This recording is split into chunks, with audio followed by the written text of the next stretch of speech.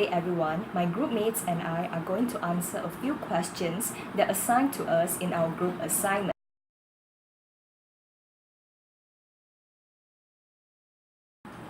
Good day everyone, my name is Ku Shishan, metric number 263020. Now I would like to answer the first question, which is what is the financial condition of Lehman Brothers as of September 14 in 2008?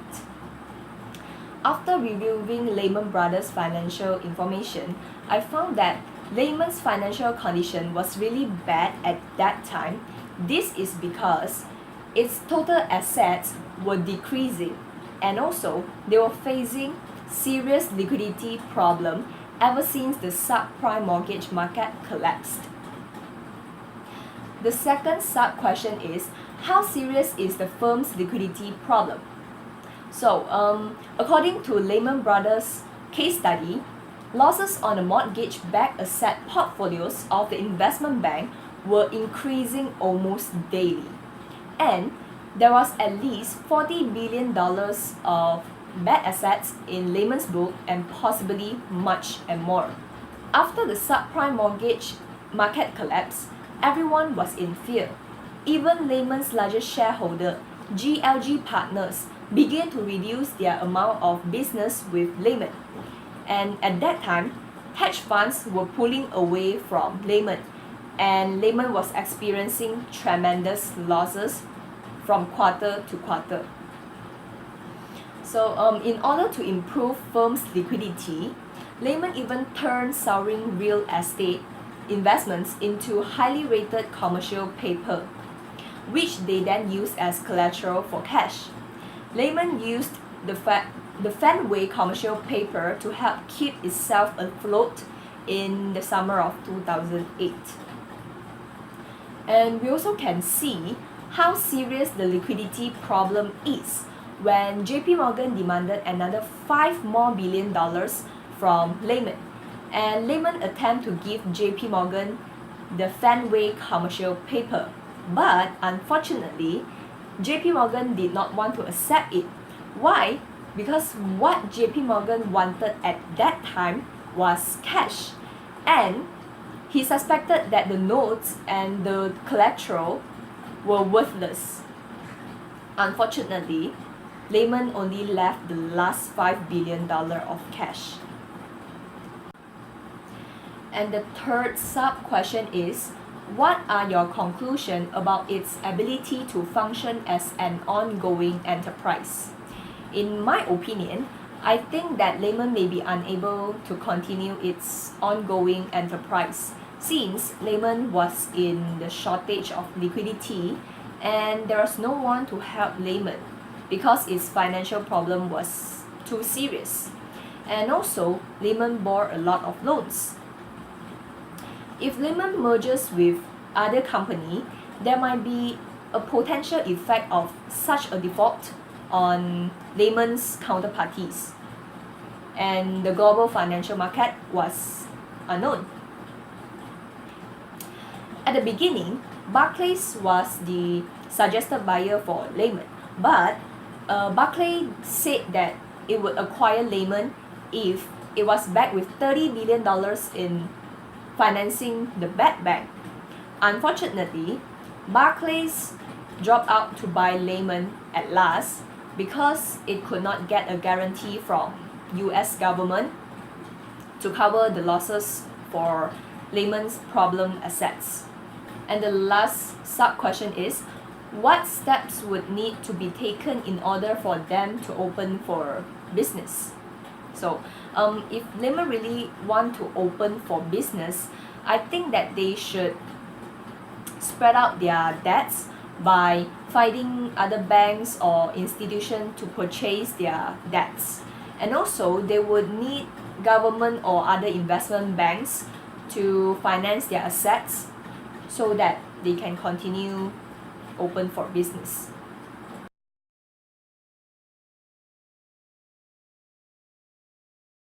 Hey there, my name is Lim Vanta and my magic number is 254637, and today I will be presenting on question number 2 and number 3. Alright, let us begin with the second question. The question was, what are the fiduciary obligations and responsibilities of Lehman Brothers Board of Directors? Fiduciary obligation and responsibilities has been developed since the establishment of a company. The fiduciary obligation and responsibilities are important for the board of directors to make sure their task is doing properly and well. And for my answer will be contain 5 of the duty. First will be duty of care, following by duty of loyalty, duty of disclosure, confidentiality, and lastly, risk and oversight compliance. Under duty of care, director need to be informed before making a decision. This is important for the directors know information of the company because they are the one who are making the decision. If they are already have the information that apply on the company, so they will be able to make a best decision for the company. Next will be duty of loyalty. Director need to act in a good faith to ensure that the company have gained their best of interest. The directors are not allowed to have focusing on their own benefit of interest. They should focusing on the company's interest and the company's growing. Alright, let's proceed to the duty of disclosure. Directors have duty to inform all the relevant materials of information to the shareholders. This is because shareholders is the one who are giving us capital and invest their money on toward the company. So as a company, they are important to ensure that our relevant information are given to them, so it will building their confidence toward us. For example, will be like the voting decision, the investment, or the decision they are making, or maybe the financially report, and etc. Alright, let's move on to the confidentiality. All of directors must be ensured that all of the information are keeping out from the general public. We can saw that the difference between the duty of disclosure and the confidentiality. Confidentiality are more towards of the privacy information about the company. So, board of directors must not to disclose everything privacy of the company. Alright, lastly, we will be talking about risk and oversight compliance. Director must be ensured that the company are using the proper risk management techniques, and they must comply with the appropriate law and regulations.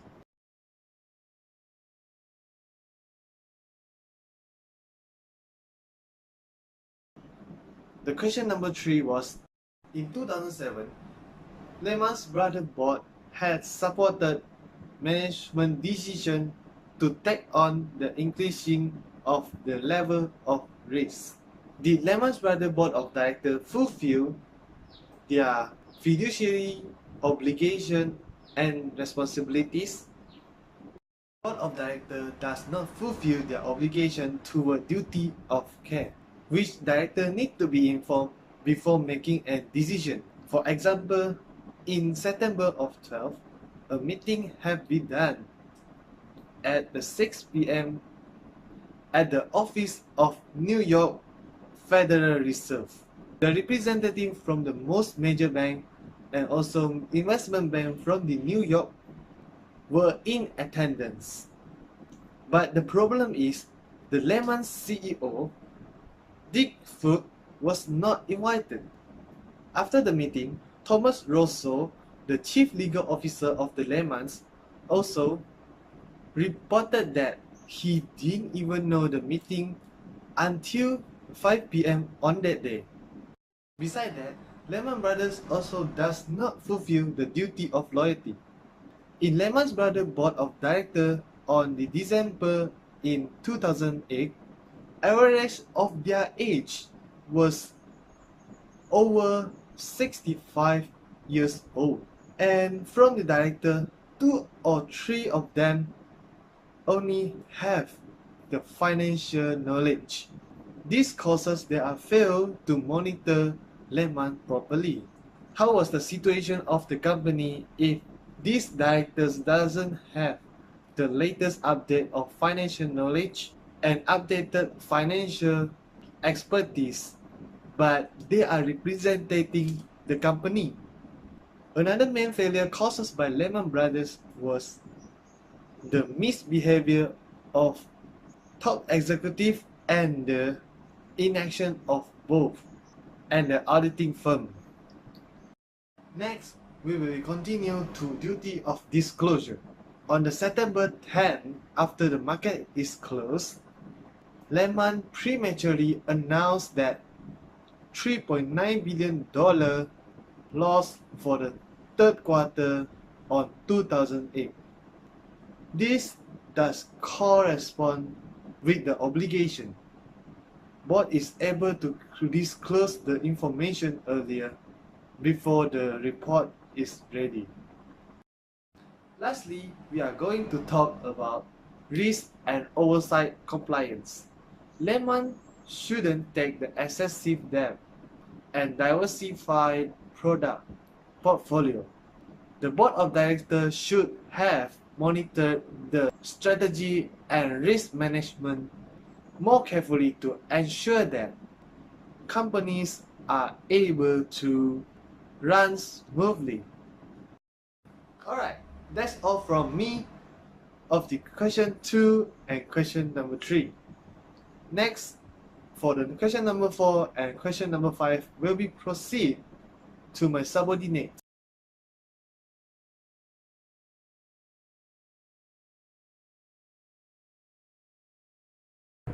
Good morning to sir. My name is Tan Pei Ching. Metric number is 263072.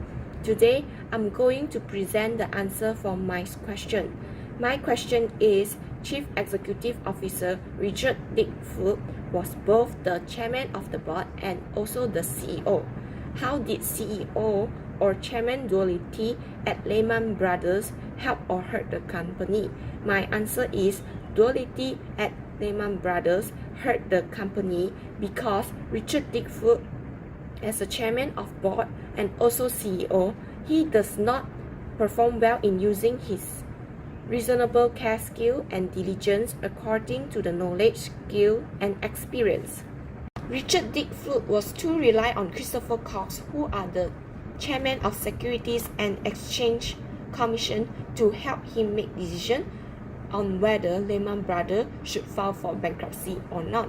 When Christopher Cox called on the final meeting to announce that company should go for bankrupt, Richard Foote did not asking opinion of board member and having voting process.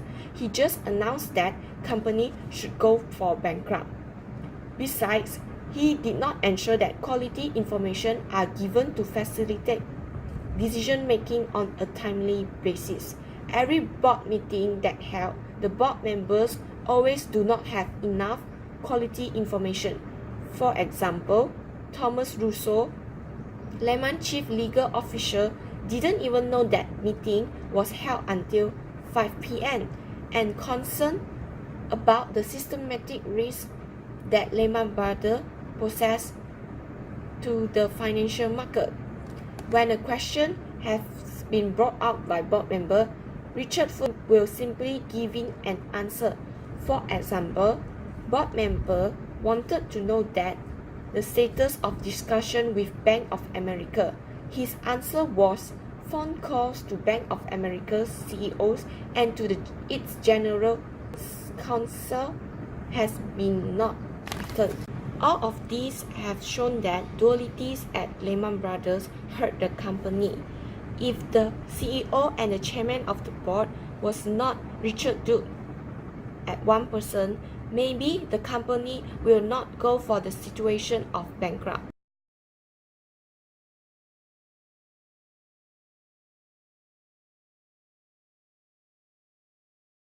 On September 14, the three options of Lehman Brothers company filed for bankruptcy, continue open for business, or declare bankruptcy. The first one is file for bankruptcy. It's suggested by FSA. Christopher Cox called Dick and tell him about filing for bankruptcy. This is because Bank of America didn't want to buy Lehman. The second one is continue open for business. Was difficult. This is because Lehman had no liquidity, no cash. The third one is declare bankruptcy by itself. This cannot work because it seems that board of Lehman cannot accept it. Finally, they vote to file for bankruptcy. The bankruptcy is the most reasonable thing Lehman could do for its stakeholders and the economy. There was 2 million derivative contracts that would default if the company filed for bankruptcy. Contracts that could have amount to a notional value of as much as 35 trillion. After Barclays decided not to merge with Lehman, negotiations of an emergency fund of $100 billion or more was discussed in order to deal with the bank failure that followed Lehman's bankruptcy. The systemic risk of the act would devastate the economy, but all in efforts to speed up the process and begin rebuilding the economy. The decision to take a loss now or continue masking this crucial issue was up in the air, but unanimous in the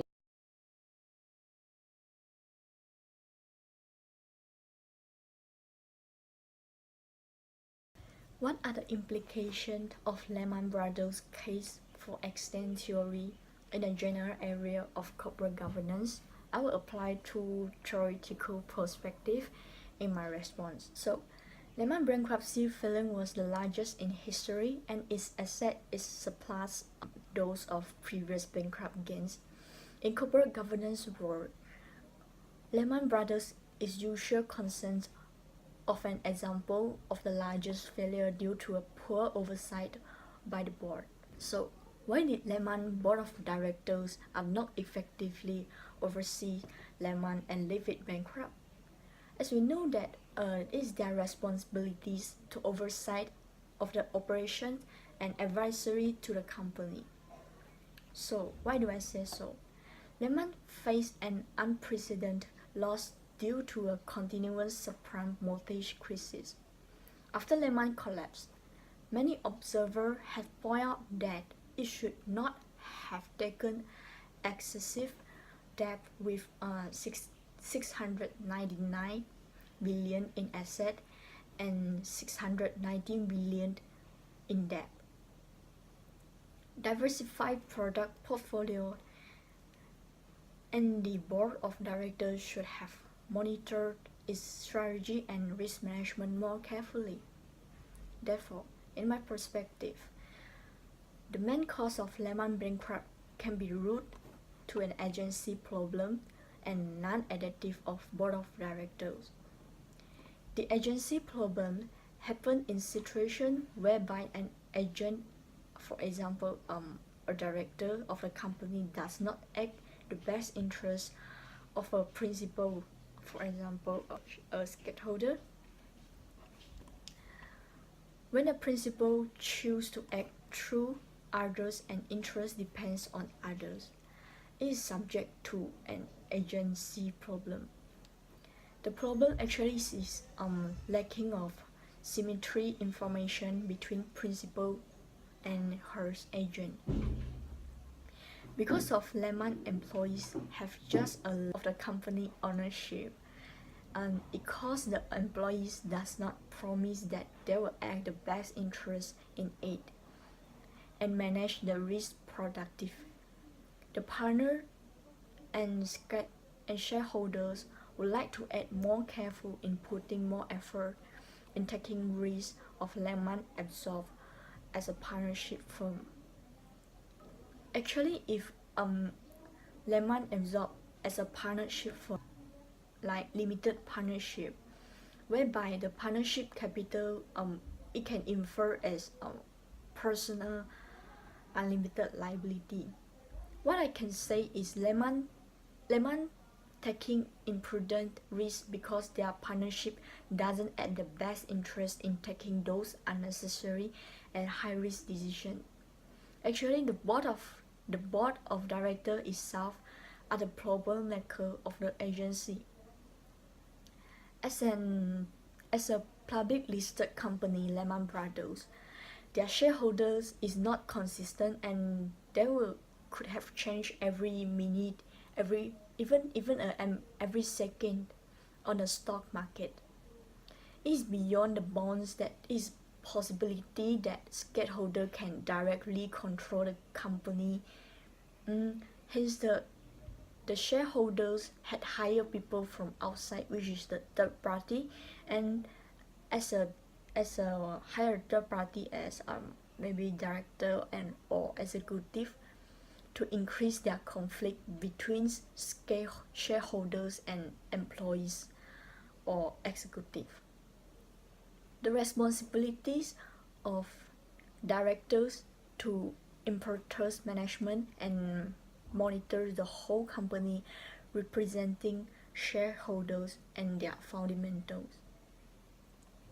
The employee problem is to subject to merge if shareholders and executives continue to have over authority in controlling their directors. In the actual fact, particular prevention have been arose to solve the agency problem, such as director could have stock ownership on the company itself. Actually, this is the way to reduce agency costs, and it is to unite an agent interest with principal interest, because the agency problem arises due to divergent interests. For an example, recommend directors to own company shares, because this can inspire them to work for the company for the best interest instead of just a director interest. Nevertheless, due to a directors are monitors and advisors, trained directors recompense with company financial success may recompense their ability to provide effective oversight. Case in point, the director will become more reluctant, agree risky project, and it will be a possibility influence the company in short-term profit and create a long-term value for the company in terms of reputation, thus the principle of corporate governance.